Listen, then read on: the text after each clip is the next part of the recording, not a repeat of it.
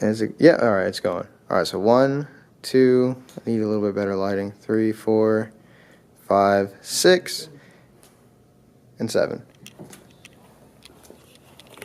If you don't mind. Thank you, Izzy.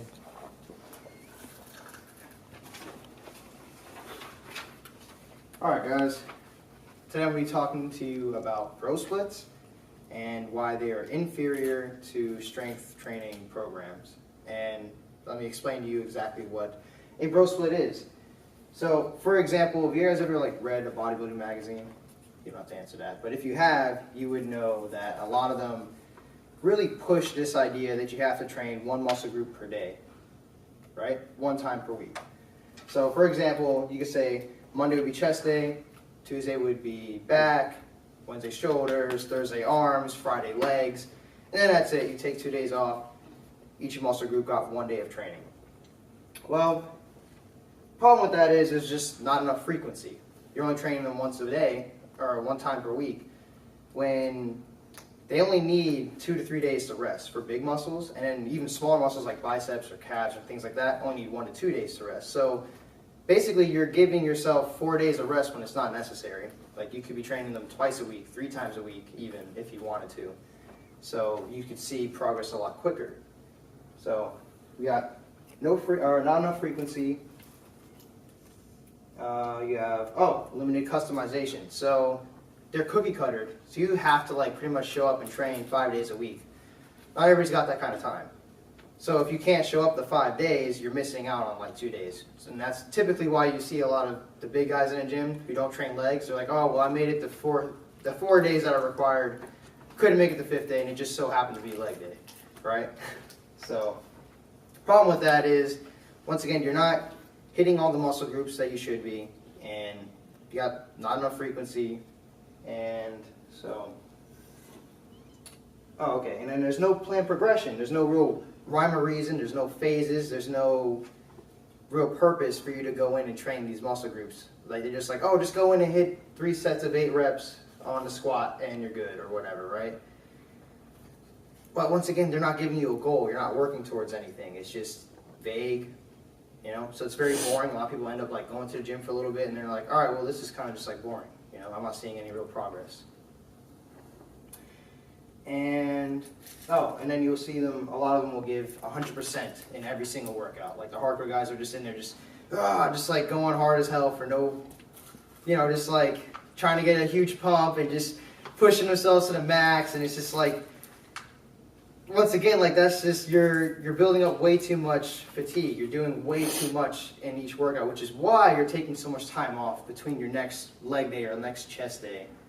And once again, that's not optimal. You're not resting, or you're resting too long when you could be training a lot more often if you're not going as hard. And, here's another thing is it has limited carryover into everyday life or in other sports. So you see a lot of guys who get really big and they don't have any flexibility. You know what I mean? They can't play basketball. They're not overly good in sports like football or something. They're just kind of big. I wouldn't say useless muscles, but yeah, you know what I mean. Or maybe you don't. Alright, so now I want to introduce to you strength training. Well, strength training programs. These are intelligently designed programs that actually help you reach specific goals. They have phases in place. They have reasons for why you're doing what you're doing, right? It's not just go in and do 3 sets of 8 and just give it your all and eat a lot of food so hopefully you get big. It's, no, they have different phases. So I was taking the NASM, National Academy of Sports Medicine, personal training certificate. And they have, it's called the OPT model. It's the optimal training model.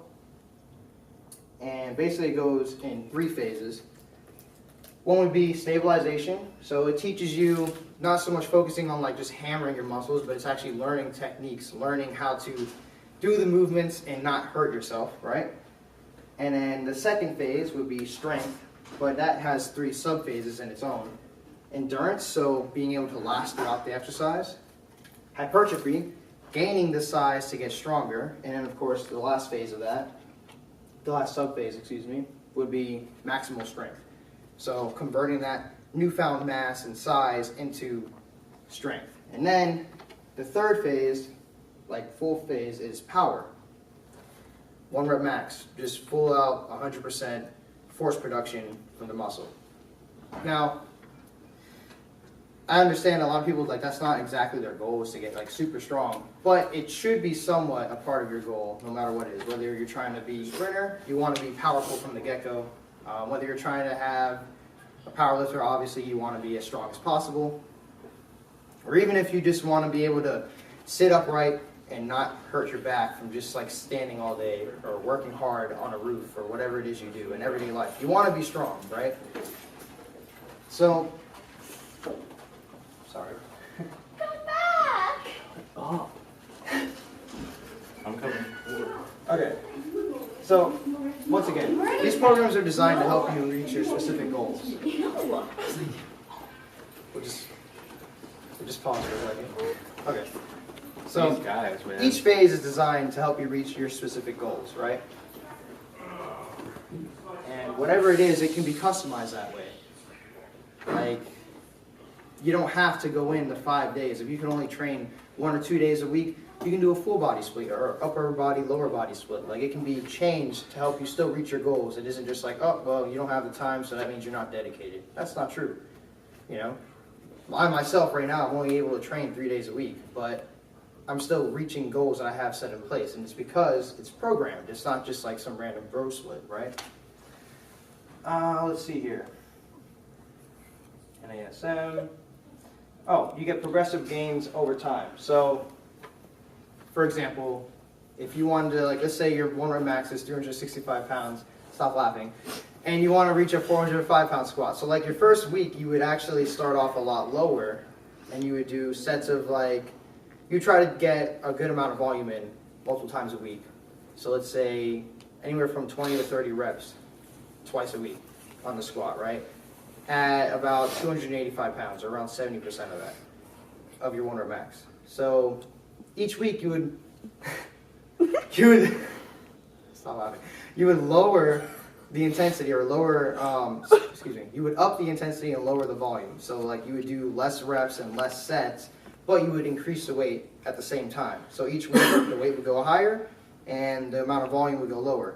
This is different from how a lot of bodybuilders do with the bro split, and they just do as heavy as they can for as much as they can. Well, this is going to cause you to overreach. It's going to put a lot of strain on your body, and it will cause you to eventually overtrain, which is why a lot of people end up hitting plateaus. They'll go and go and go for a while, start seeing some progress, and then they'll hit a plateau, and then they'll just stop, and then they're like, they don't understand why. So then they even end up, you know what, I'm not doing enough. So then they try to go more and more and more, and it just leads to injuries, more than likely. All right, so in these phases, you also have planned recovery, planned variations, and planned PRs. So in the planned recovery, you'll start off like Monday would be like your leg day, right? And then you won't hit legs for another 3 days. So you hit legs on Monday, and then you'll hit it again on Thursday or Friday. So you can hit it twice in the same week, but you've had the time to like rest, you know? So it's not just like aimlessly having you work out. Like there's a reason for that on those specific days. And your planned PRs, like I was saying before, as the weight goes up, these are like planned like numbers that you're supposed to hit. So, and a PR stands for personal record. It's an acronym. So these planned PRs are in place so that you can have a good mile marker, so you know that your progress is happening, right? So you know that the program is taking you exactly where you want to go, getting closer and closer to your goal. Other benefits. There have been many studies. Actually, one was done on mTOR, which is basically, it's a molecule that helps you with protein synthesis. So lifting heavier, like in like the 80% to 90% range of your 1 rep max, will actually produce more mTOR in your body, which will help you with protein synthesis. Protein synthesis is the ability for your body to take the protein you have consumed and break it down and use it for building muscle, repairing ligaments. Protein can be used in many ways, not just building muscle. But this mTOR will help you produce more, will help you do that better. And you produce more mTOR by lifting heavier weights. Also, lifting your heavy will help you acknowledge imbalances if you have any. So what can be masked by doing like a lot of like reps You know, like if you have, like, let's say you have an anterior tilt in your pelvis, which causes you probably from like hip flexors being really, really tight or something like that, and you have a pain, but you stick to lighter weight so you don't really like notice it. When you go to hit like a heavier weight, you will notice it and it will show.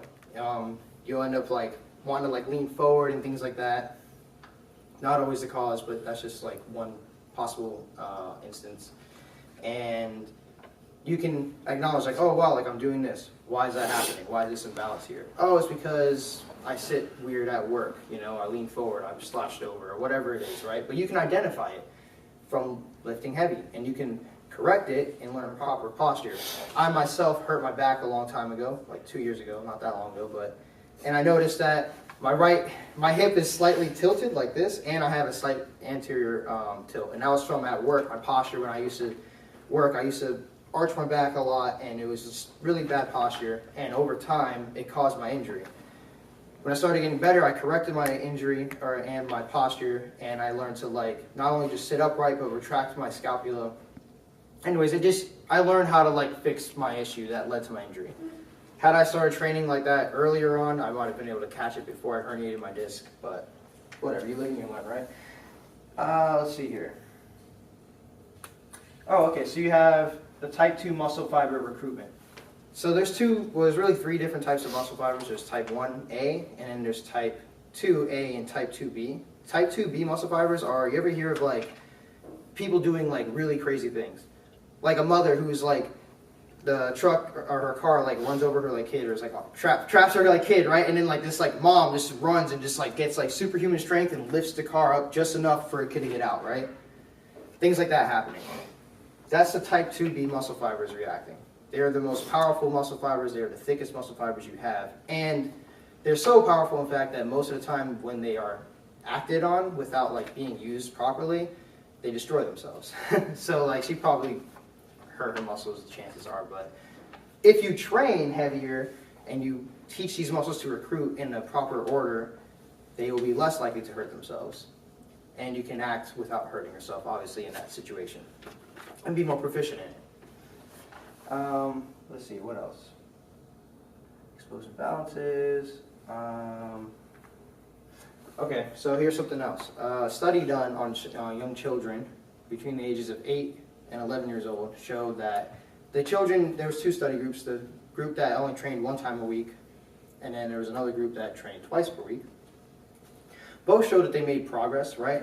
But the group that trained 2 times per week with the higher frequency in each muscle group showed that they made much more significant gains in muscular size and strength. So that's another thing to think about. And once again, it can transfer into everyday life and other sports as well. So if you look at any like athlete, right, like basketball players, football players, soccer players, they all do some form of strength training. It's a really good foundation for them to like excel in their sports. Another example is he was an NFL, I want to say linebacker, but Blaine Sumner. The man weighs 335 pounds. He has like a 1,000-pound squat, and he jumps higher. He has a higher vertical jump than Russell Westbrook, an NBA player who's an MVP. Yeah, if I'm not mistaken, yeah. A 32-inch vert jump for Blaine Sumner, IPF powerlifter, 1,000-pound squatter, 335-pound man. Russell Westbrook, 30 inches. No step, vertical jump.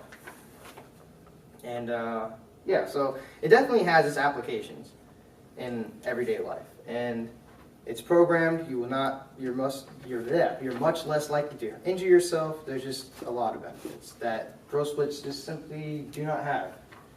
And that's all I have to share with you guys today. Yay!